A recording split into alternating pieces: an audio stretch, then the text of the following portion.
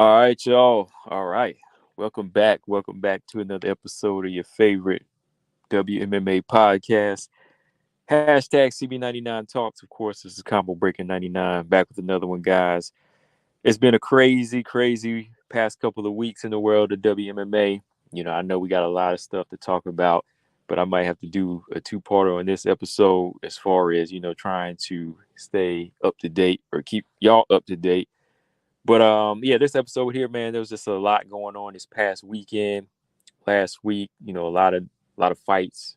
Got the contender series.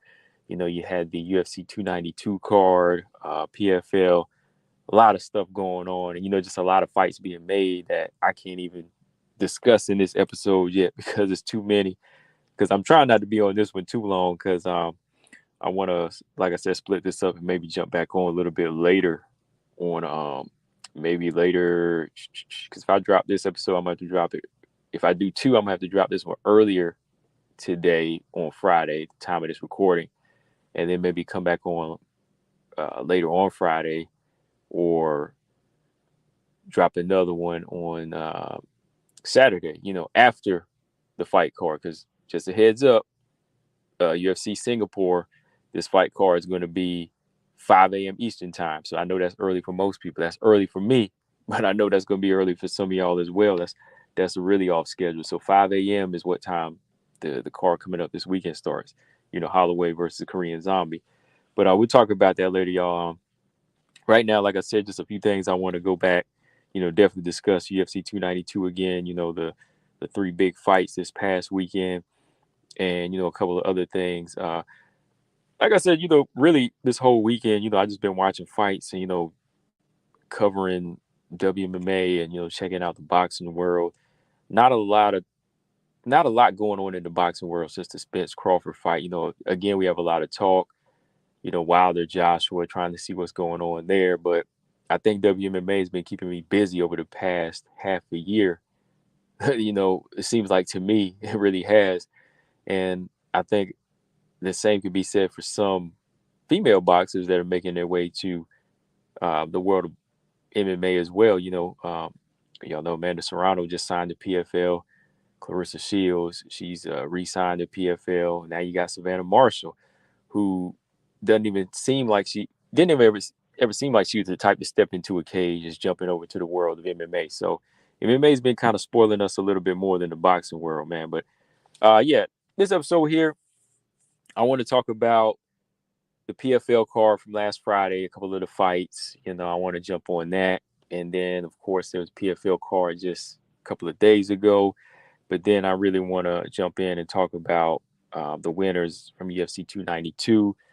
And we'll see if we have time to cover the main event for us WMA fans this weekend, Taila, Santos, Erin, Blanchfield. If not, I'll just drop a separate episode or live stream for that. And y'all can, y'all can chime in there. All right.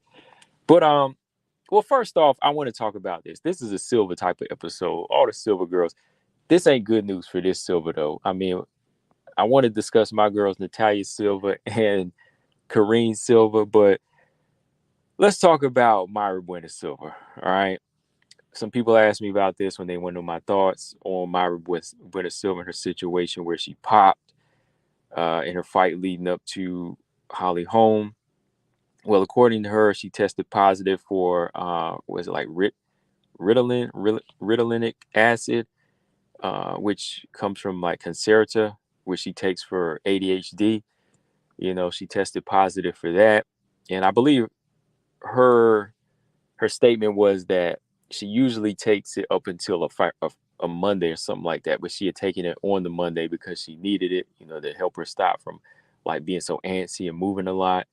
And it winds up showing up like, this percentage in her test, So yeah, that was her explanation. But people ain't having that. Anytime you pop, right?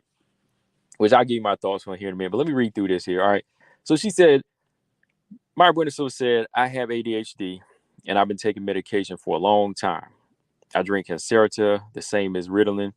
I always take this medication and I stopped taking it to the Monday of fight week. But this time was different. I took the medication until Monday, but I don't know what happened. My body didn't metabolize this medication this time, I proved that I didn't drink in competition. I proved that this because in my test it's 0.00000 a bunch of zeros 7, and I proved that I didn't drink nothing. I'm just kind of the way it's written is, in her translation, kind of broken English. So I'm just trying to interpret it or clean up the words. All right, so see, but I don't know what happened. I know the commission rule is 0.0007. I know, but I think it's a big mistake with me because I didn't drink. I didn't drink anything. I took this medication because my mind is very hyperactive. If I don't take this medication, I won't hear. I won't stop moving. It's not good for training or fighting. It's nothing that doesn't improve my performance. I don't think they need to change this thing because it's very important for the people that have ADHD. I think this thing needs to change. Wait, I don't think they, I think they need to change this thing. I think this thing needs to change. Okay, if I'm an example for this, okay, no problem, but I need this changed. If you have any problem with mental health, just please look for help because it's a very, very hard thing. If this thing needs to change, I am the model. That's okay, no problem. All right. So according to her, it all leads back to her ADHD. She said she's always cycled it or stopped drinking it before the fight week, but she needed it this time. And yeah, my thoughts on it. Like I said, a lot of people are going in on her. I don't know the situation for sure. I mean, sounds like she has some issues. I mean, I never heard this before. Like she's never really came out before and said, "Hey, I have ADHD." Most fighters are personal too. She's pretty much out as far as what she is too. As a girlfriend and everything. I kind of think that some people would be a little bit more open about what they're going through as far as even like some disabilities, just to make it known in case a situation like this comes up. You know what I mean? So I'm not saying you have to put your private business out there, but it seems like this is something we would have known about her a long time ago. You know, again, I don't think there's anything she can benefit from this substance being found in her system. It's nothing that she can really use to her advantage. It's nothing like she was taking like an anabolic steroid or anything to like build up her cardio or build up her power. I mean, or even like her weight, it wasn't even like some water weight pills or anything like that to control weight. It just seems like she was, just kind of overboard with her medication, So that's my seeing. But anytime you come up with something dirty in your system, I think there should be some type of disciplinary action for it. I think a 2 or 3 year ban would be harsh, but anything like 6 to 7 or 8 months, or rule that fight a no contest because that's the rules. If you have something in your system, that's why it is considered an illegal substance or you pop, because there could be some type of advantage to it. We just don't know, right? It's just not a proven thing because it's more so for her medication. In this situation, I think maybe the fight should just be ruled a no contest, right? And just so everybody's happy on this one. And it pretty much is fair. But yeah, I think there should be some type of suspension. Like I said, nothing like 2 years, maybe just a regular turnaround, 7, 8 months, and then rule the no contest. I don't even think she should be fined at this point for it. If it really is something for her mental health.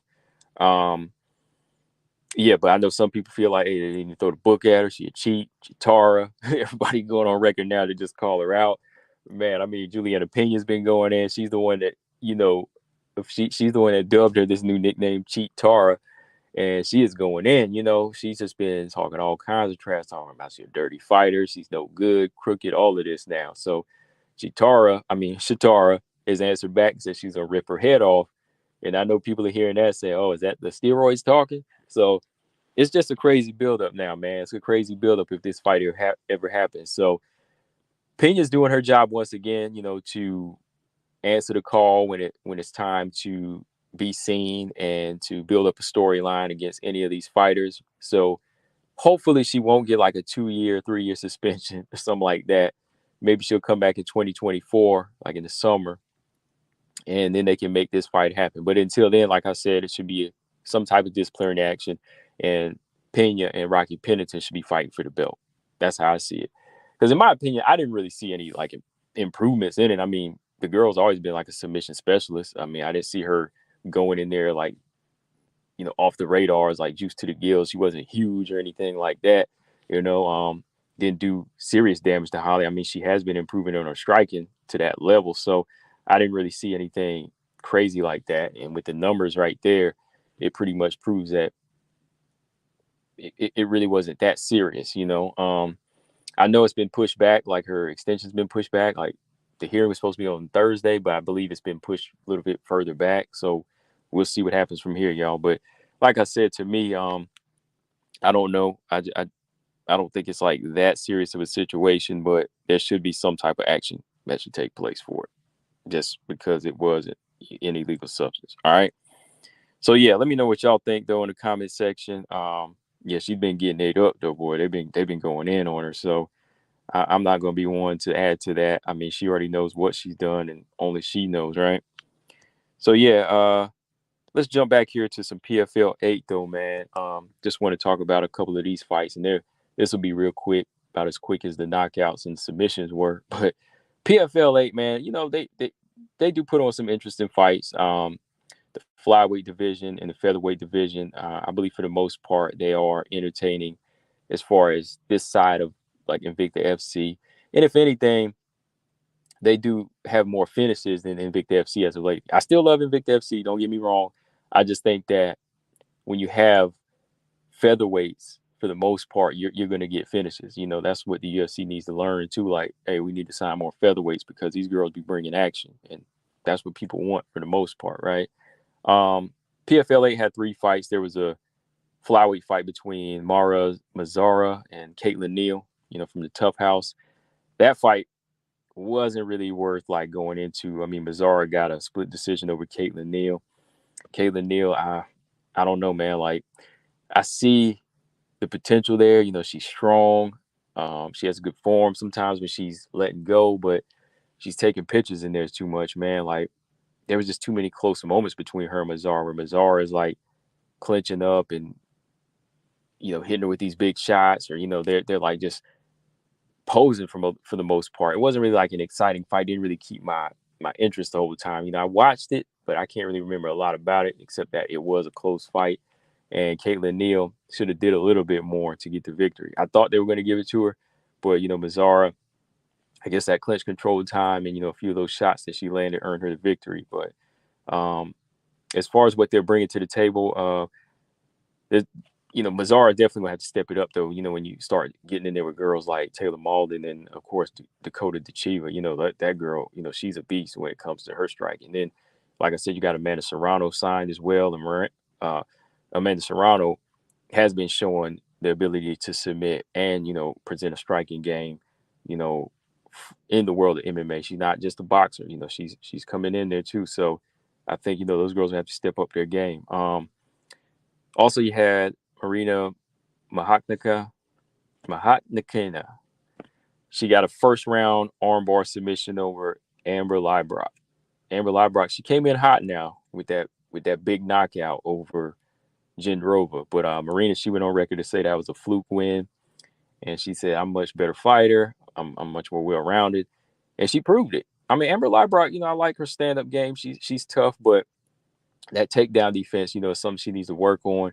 And even like her striking defense, sometimes, you know, she's got to start early with her jab. She's got to, you know, be able to utilize that long jab because, you know, Pacheco, she ran through her, and now Marina beat her in another fashion by getting her to the ground, just out grappling her and, you know, putting that strength on her and extending that arm, man. So Marina, I like what I'm seeing with her, man, because she has been growing. That's why I had to put her picture up here too as well on the side, because I'm a growing fan of her. I mean, when I saw her in the Kayla Harrison fight, before that, I was already a fan, but her holding her own in that fight and showing how strong she was, and then the next few fights where she was just like developing her strikes, I was impressed. You know, I think that Marina Mokhnatkinais would be a nice addition to the UFC featherweight division if they had one. You know, if her contract ever runs out here, I think if the UFC would make a featherweight division,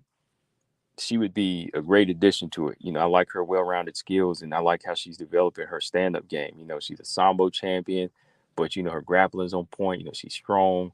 Her hands are looking better. So, yeah, I think that, you know, whenever she gets in there with Pacheco, it's going to be a good fight. You know, she just don't need to be in there banging with Pacheco, but if she can get it to the ground, it would be interesting, man. So yeah, I'm a fan of Marina for sure.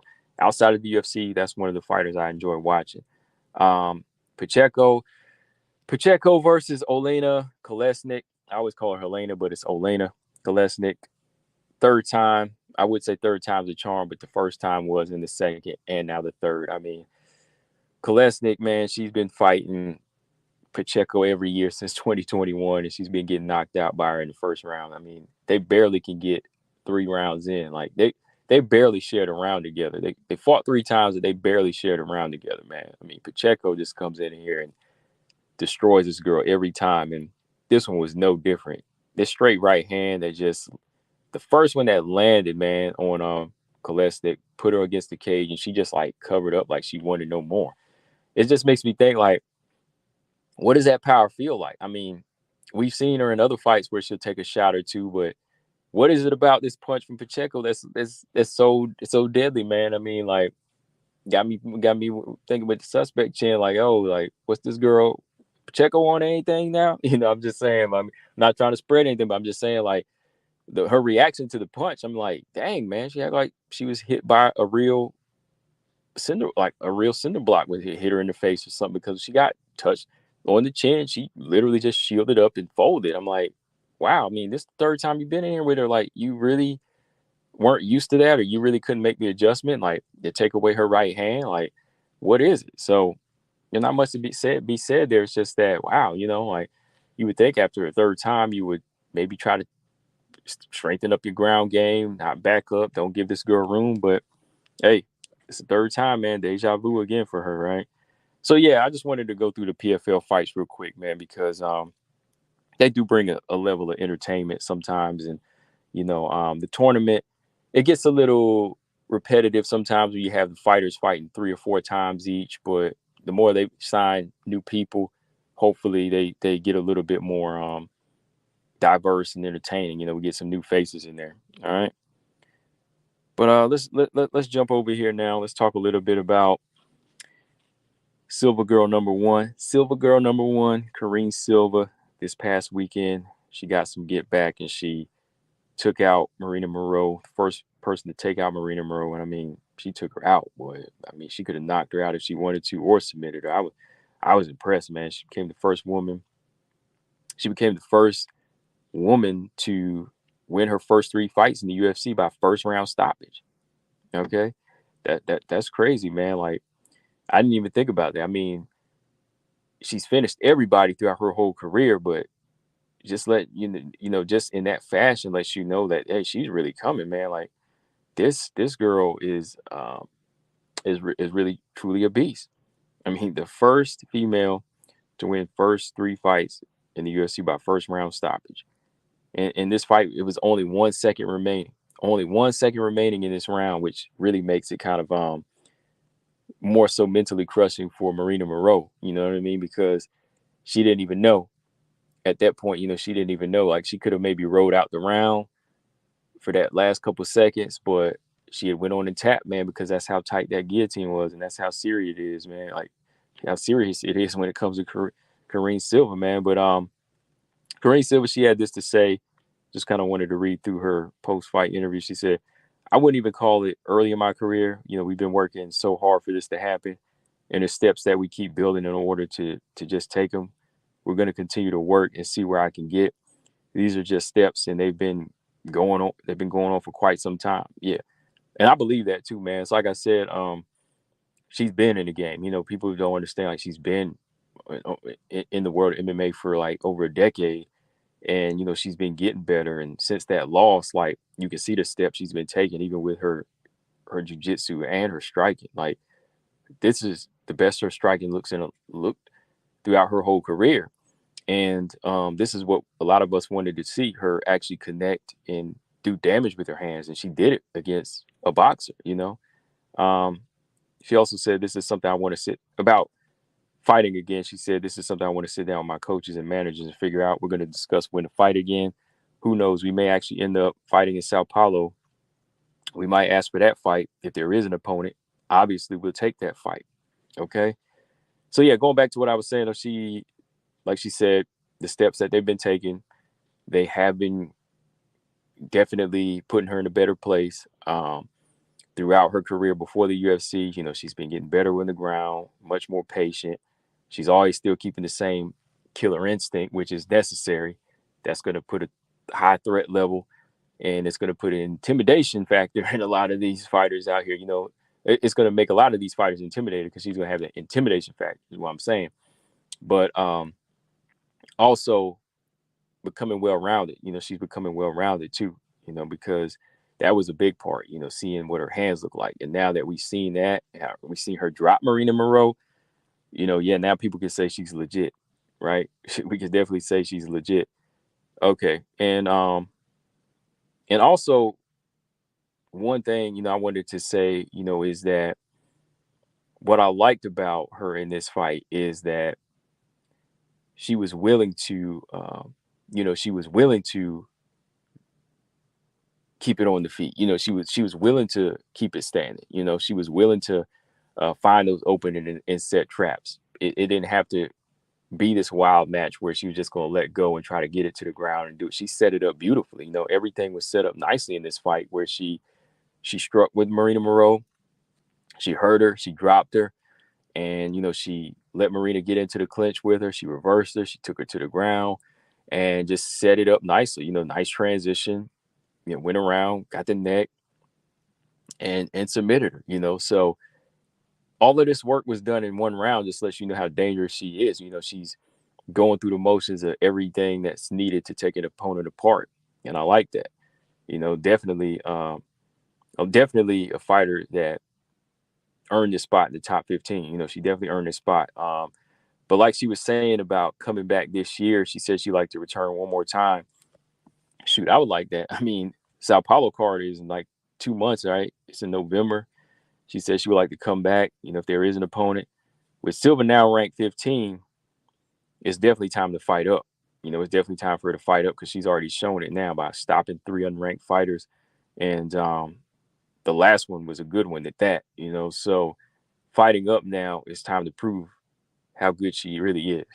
She's already looking like a killer, but let's see how dangerous she really is by stepping it up. She said she might do the Sao Paulo card in November, but let's see, because looking at the rankings, only Chikeg and Murphy, they're the only fighters that are open right now, but I don't know if they want that fight right now. That's a dangerous fight. Chikeg, she's kind of been out of the mix for a while, just taking a break. Lauren Murphy, I don't know what type of shape she's in as far as fighting, if she has been training for anything. Everybody else has been taken and they're injured. Because, Ibas is actually fighting Luana Pinheiro in November. She's moving back down to 115. So Ibas is not going to be free. And then if you look at the rankings, Andrade don't even need to be in the rankings anymore. Casey O'Neill is injured. Maya and Aru already taken. So who's left? There's Barber, but she's not going to fight down after going on a 5-fight win streak. Yeah, Barber's definitely not going to fight down at this point. She's going to try to fight up, and she definitely she makes a good argument for that. So Karine Silva's she might be in a position where she'll just have to wait for the next opponent, which might not be till 2024, but that's fine. I give her time to work. Unless she want to fight down one more time, fight another unranked fighter in Brazil, fight another unranked fighter just to stay busy. But with the ranking of 15, I think I would wait. I think at that point I would just wait and try to, hold out for a better fighter. If they can get Lauren Murphy, that would be good because, Lauren's in that top 10. That would be a good fight for her because everybody else is taken at this point. She could wait for the winner or loser of Arujo Maya, or wait for Casey O'Neill to heal up, or see if Barber wants it. We'll see. All right. But yeah, other than that, man, I like the energy from Karine Silva. I like how she's keeping it moving, and they're taking the necessary steps to get better. These girls are getting more well-rounded, and I like the fact that she's touching girls with these hands now. I get so annoyed when girls don't like to fully commit to those punches, and when she fully commits, you see the power too. So she's strong, she has power, great submission game, 100% finishing rate. So that tells you she can knock you out or submit you. So these girls at the top, they better watch out. Karine Silva's coming. This girl is 100% dangerous for anybody. I don't see anybody with this kind of threat level at the top right now. Barber is probably the only other one I feel like. Well, at the very top there is, of course. I think Erin, Taila, Manon, they are some of the girls that are the most dangerous. That's why they're there. But I think Karine Silva is more so dangerous than these girls in the middle. Like the girls I'm saying need to watch out are like Caitlin Chikag and Lauren Murphy and so on. They got to be careful about this one. Who else? Macy, of course, she's a dangerous fighter too because she has been improving. So I would still consider her, like a fighter that other girls need to watch out for too. But Karine's just bringing this different level of energy, man. Like she's coming up in here like the next coming of Amanda Nunes with this well-rounded game. But we'll see, man. We'll see. Just need to see her in a high-ranked fight. Hopefully she can get something in November. It's always good to see entertaining fighters like that. But if she can't, hey, 2024 is not too far away. All right. All right. So moving on to Silver Girl number two, Natalia Silva. This is another fighter that's bringing a different level to the flyweights. She doesn't necessarily bring the same type of killer instinct or the same type of presence like Karine Silva, but Natalia Silva is bringing some interesting, unorthodox type of style to the division, which a lot of these fighters haven't seen this as well. She's a rising force with tools that a lot of these girls haven't seen before. This type of speed and this type of commitment to her punches. She's just kind of off the wall with it, and then she surprises you with takedown defense and also a submission game too. If it comes to that, we just haven't seen that in the UFC as much, but she has that going for her as well. This past Saturday, she showed a technical side that was needed to get a victory, but like I said, we still need to see her in there with someone who can kind of close the distance and take the grappling to her if they can. We still need to see that level in there. So this was a good step in that direction because I thought Lee was going to be that type of fighter, but we've seen like somebody that does have grappling but doesn't have the IQ to set it up, they'll get shut down by her. So Andrea Lee never seeing this type of speed before, she didn't know how to approach it. So maybe that might happen in the future if she fights another grappler, like somebody that's going to try to take her down. Jennifer Maia, Taila Santos at some point in their career, like can she close distance and take her down? Or is she too squirmy and too quick, too herky-jerky for them? Can the speed baffle them like it did Andrea Lee? Is it because it's that new that like Andrea Lee couldn't get a takedown?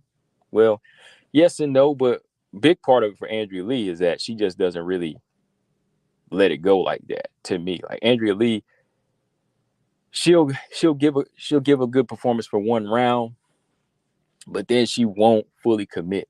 She just won't fully commit, and she doesn't really set anything up to get fights to the ground for the most part. So, I think that's where she just kind of failed. But I think that there will be other girls that will push Natalia Silva and get in there and give her that tough fight. But again, I think she has that athleticism and that speed that's going to be a problem.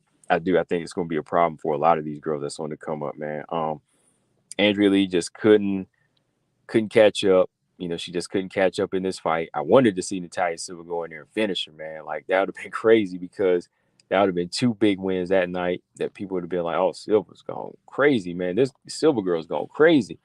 30-27 is good too, but, I just thought there were moments when Natalia Silva kind of sat back. I don't know if she lost focus, where she just felt like, okay, I just got to take this round, or maybe Andrea Lee's going to try to take me down, or maybe Andrea Lee's going to set something up and hit me. Maybe there was that type of cautiousness in her where she just had to sit back for a minute and just pick her shots.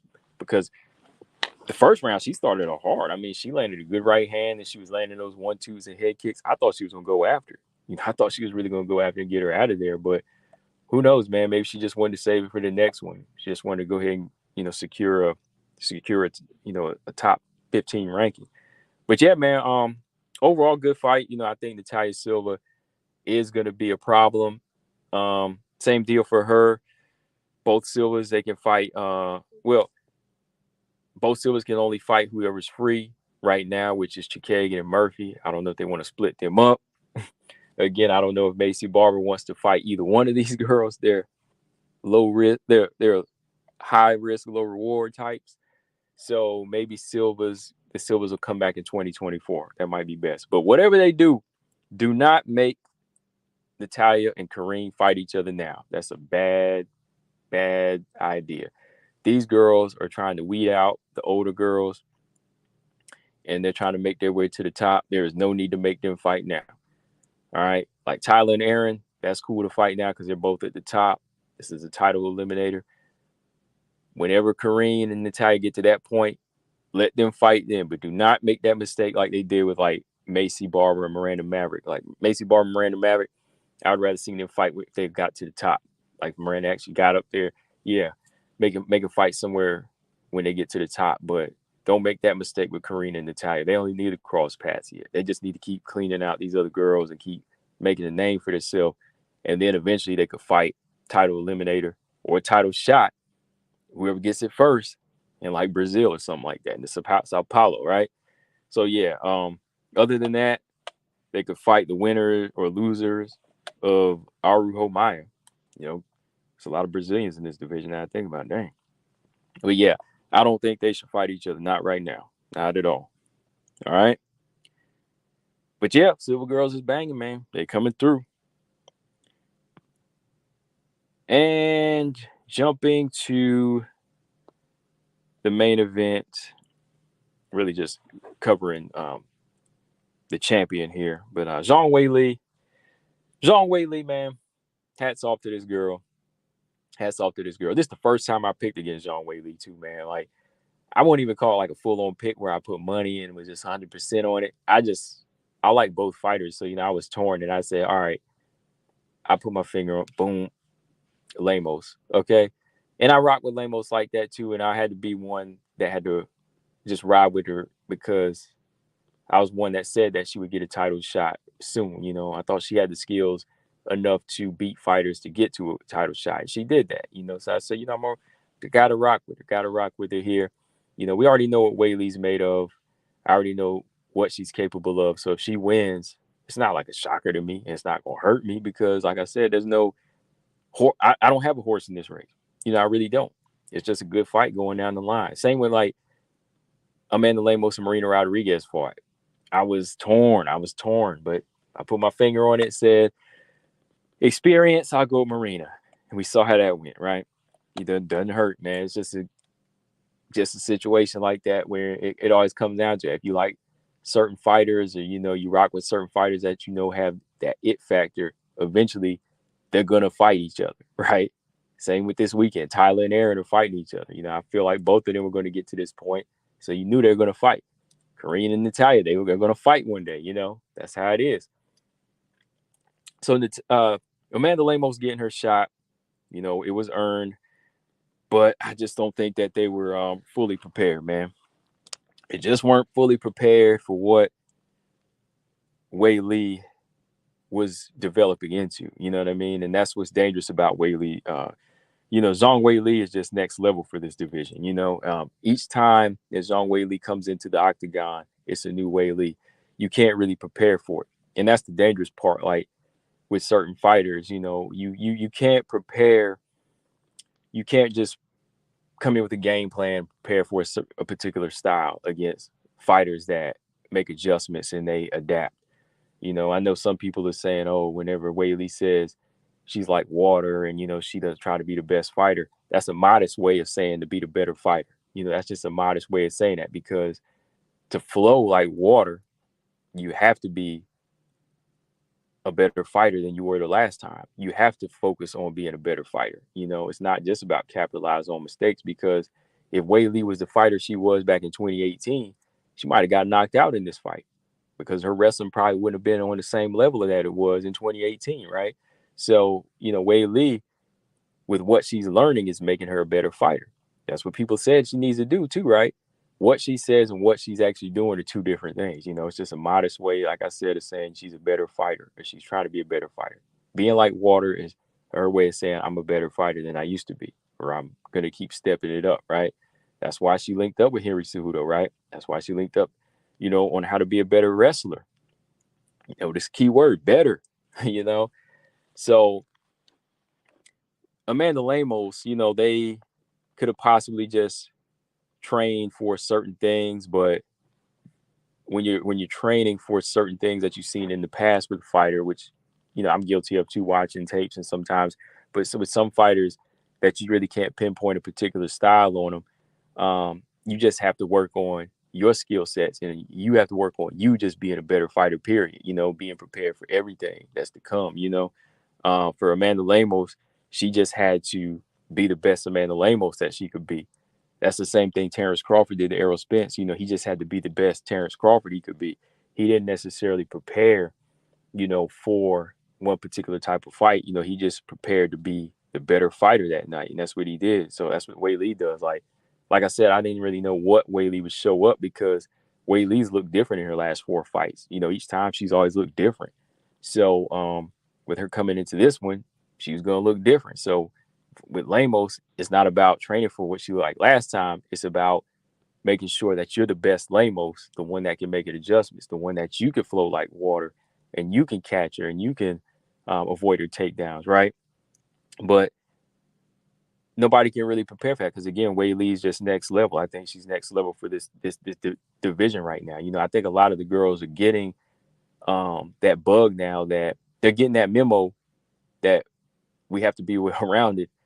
But I just think that Weili's got one up over most of these girls. Yan Xiaonan, she knows it's time to level up, time to be well-rounded. But then you got a fighter like Weili that's just already on it, and just so much more quicker and hungry, and she's just soaking it in, so she's just on her game. And the thing about Weili is the skills. The skills, they're truly mixed martial artist skills. Again, I can't go back and just say she does one thing all the time, or she does just one thing well. She's incorporated everything, like even how she boxes and how she approaches. If you watch like a Bruce Lee flick, I know it's all coordinated, but even those fight scenes have to be coordinated, from somebody who knows martial arts. And when you watch Bruce Lee, how he moves, he's got a little bit from karate, some things from kung fu. Definitely got a lot of things from boxing as well. How he moves like Muhammad Ali on his feet. So if you watch Weili, you'll see her throw like some good Sanda kicks. She'll throw some good side kicks to the body. She'll throw a couple karate kicks, stabbing kicks to the body. Then boom, she catches you with the right hand like a boxer. So she's kind of flowing with it. She's flowing with different styles. And that's what makes you more of a dangerous fighter. Like, it's nice to have a signature style. It's fun to watch when a fighter is particularly a striker or whatever. But when you can't really pinpoint it, that makes it hard to say, man, like, what is this person going to bring to the table? What is this person going to bring to the table next? If you look at Valentina, her stance, she's more Muay Thai sometimes in there, right? She does other things, but you can just look and see what she's comfortable doing. But now you got Weili in here striking, and then she's taking you down, and she's mauling you, and she's beating the crap out of you on the ground with strikes. Then she'll wrestle you, then she'll try to submit you. So it's like a flowing style, So if she's truly trying to be like water, I hope she sticks with that. I really do hope she sticks with that style, because that's what true mixed martial arts is, just flowing to whatever the situation calls for, incorporating it. It's not all just jujitsu. It's not all just grappling. If this situation calls for me to pin you down with my wrestling, but my left hand is free, I'm gonna start punching you with the left hand. You know what I mean? If I can get to your back in this position, then boom, I can get the reverse crucifix on you. So however she's doing it, however her mind is working, whoever her trainers are right now, I think they're doing a good job of guiding her and pushing her to that next level each time. But yeah, her skills do transition truly to like a good mixed martial artist, and that's no knock to other fighters. I mean, everybody is, but with what she's doing right now from each fight, it looks good. It looks good. I like what I'm seeing. But with that being said, it still needs to be seen on what else can be done in the division. She won the belt, she defended it once, but to truly see that that flow and style that she's having, we just need to see it more and more in each fight. But she's just looking like that type right now because nobody's really touching her. Nobody's really been able to show this type of growth. Another question, I know some people ask, does any of the other strawweights hold a chance in this division against this type of Weili? Does nobody in the division hold a chance? I think it all depends, man. I think it all depends on someone trying to find that little, chink in her armor. If they can find that weakness, and they could go in there and offset something that night. It all depends, but they all have to have a well-rounded style to fight Weili, to me. That's how Rose took that approach. I think really, aside from her, I don't really think anybody else really shows that type of force that can agitate her or offset her at this point, even striking wise. Like when Joanna did it in the first fight, it was a hard fought battle. Even then she still came out with some big lumps. Joanna did. I think Yana has the footwork and the boxing, but for how long? Of course, Carla, we already seen that. Lemos is out now. Marina Rodriguez got to fight her way back up too. She's fighting down at the moment against Michelle Waterson. Rose is gone. She's already done it. So I don't really see anybody right now that really holds that chance against Weili, except Tatiana Suarez. And I was holding back on saying her because I just think, Tatiana Suarez would have been better off fighting maybe one more fight first. But now it's kind of between Yan Xiaonan and Tatiana Suarez. But if anybody holds a chance, I think it's Tatiana. But, there has to be a next level growth in her too. I mean, she's one of the most powerful fighters that we've ever seen at strawweight. Physically, she can ragdoll a lot of girls, and she can handle a lot of the girls. But this next level of strawweights is what we haven't really seen her against. Andrade wasn't really next level, already. She was kind of shot. Still dangerous, but already a shot. We still haven't we didn't get a chance to see her against like a Verna Jandiroba, like, could she do that to Verna Jandiroba, without being put in a submission hold or something like that, or breaking out of a submission hold, right? We didn't see that. We're not going to get to see her against Mackenzie Dern. Why? Because they're putting Mackenzie Dern in there with Andrade. That's crazy. They're about to give Andrade her fourth loss in a row here, maybe. So I think that's just kind of sucks that we won't get to see Dern versus Suarez. And I think that would be the better fight, because that would be the one to test Suarez's striking defense, her submission defense, how strong she is against this big girl in Mackenzie Dern. Can she take away her power? Can she outstrike her on the feet? Can she out wrestle her? That would answer a lot of questions. Maybe still, it's better. It would have been better than Dern fighting Andrade, or even it'll show more than the win over Andrade for Suarez. And that's what I'm saying. So to me, that fight should have happened at the end of 2023, and then maybe the title fight, Weili Suarez, in 2024, if Weili doesn't want to fight Yan Xiaonan, right? So they just kind of mixed it up here now. So Suarez is kind of left. I won't say she's left without an opponent, because they could give her the title shot, or they could mess up Yan Xiaonan's chances and give Yan Xiaonan Suarez. So it's kind of messed up now without throwing Dern in that mix and throwing Andrade in that mix again. So we'll see, man. Right now, I just think that most fighters really don't hold a chance. I think that Suarez would probably be the one that would show the most. She just has to have that next level of skill ready to go for somebody that's catching up with her in wrestling. But also it's very, very strong, very, very strong, and can hit hard, So we already know that lateral movement, that in and out style, that's going to be a problem for Suarez. Look, rock with Suarez, but got to be real. I got to say, hey, look, not saying Weili can beat her now. I'm just saying that she's got to be prepared for this fight so she doesn't get beat. You know, that's just real talk. Just saying, hey, she's got to be ready to get in there for this type of fighter, and she knows that. So yeah, nobody really holds a chance aside from Suarez and even Jan Janan maybe with the footwork and the boxing. So with that being said, does Zhang Weili have a chance at going on a possible title run here? You know, a good title run. Well, let's see, man. She beat the one that we thought was going to be scary, Amanda Lemos, right? That's the first title defense. Let me see. Title defense. First title defense is Amanda Lemos. If she fights Yan Zhana next, that would be second. If she could take on Suarez, that could be 3, right? So those 3 fights right there. And I don't know if she would stay around to fight anybody else, though, at that point, because she does show interest in 125. If she could lock in those 3 fights, which she already locked in one, she could lock in 2 more fights. I could see her going as high as a 3 title defense run. And not because of her losing the belt again, but more so because because of slim pickings. You know, the pickings will be slim for her, you know, and she'll see bigger action at 125, maybe chasing Rose down or taking on Grasso Shevchenko winner or something like that, right?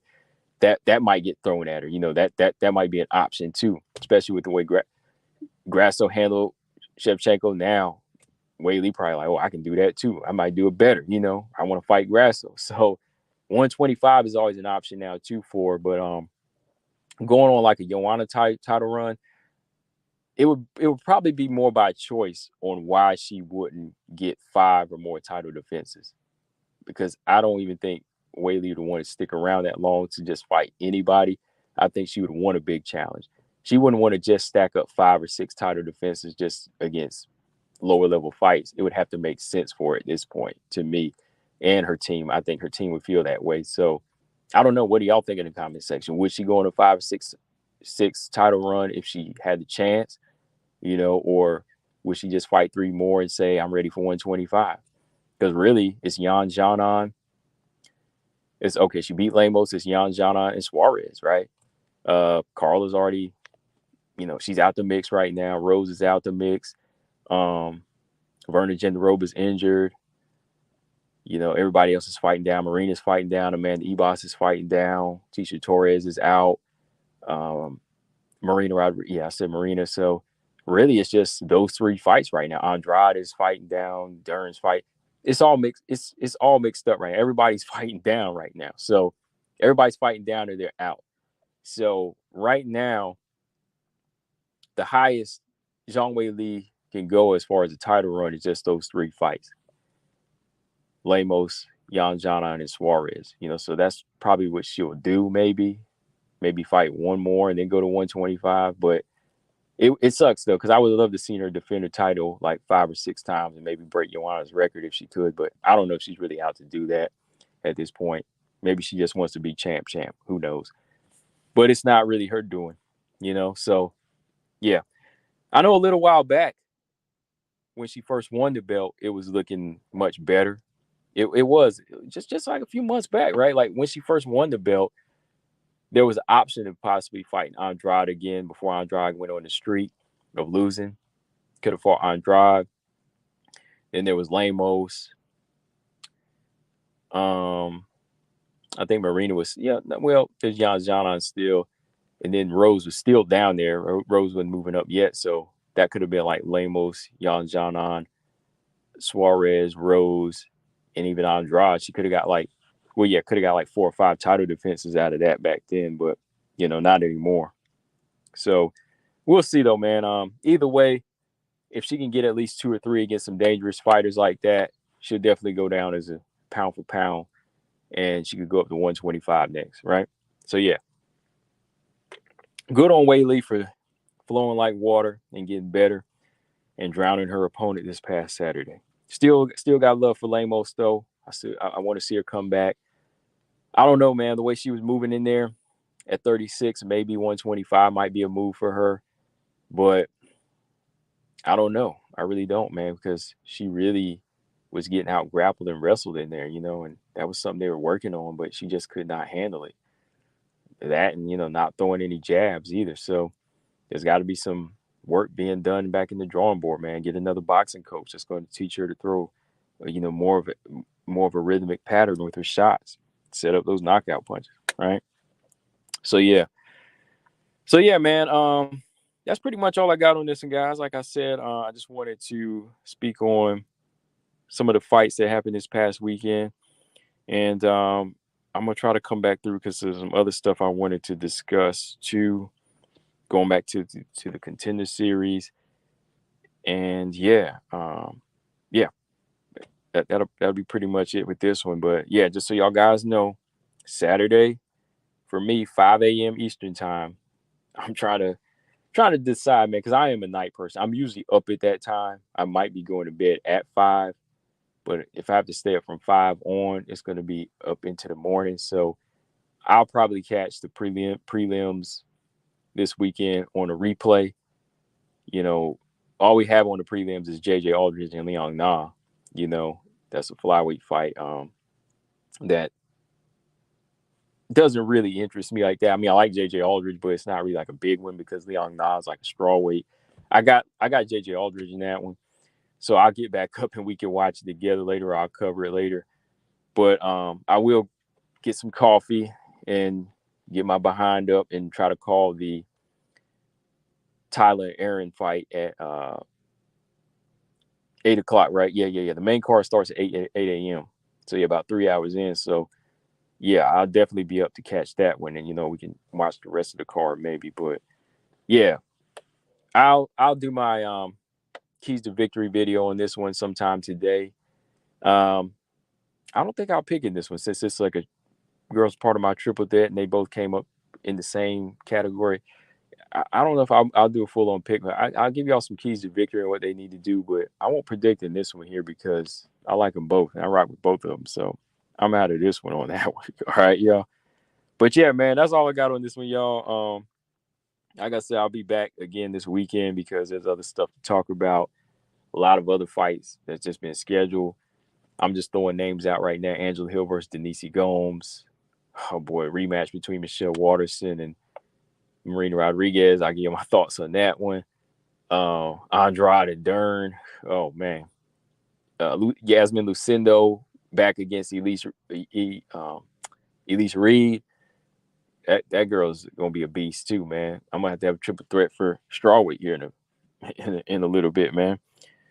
But yeah, guys, let me know in the comment section. Is there anything that y'all want me to discuss later this weekend or this week coming?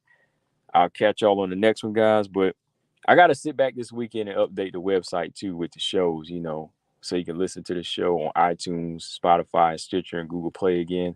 I haven't been updating there. I just been putting the show on YouTube, but I got to update this website of mine and have all the streams up there, so you can just pull them up on iTunes, Apple Podcasts, or wherever you listen to podcasts at.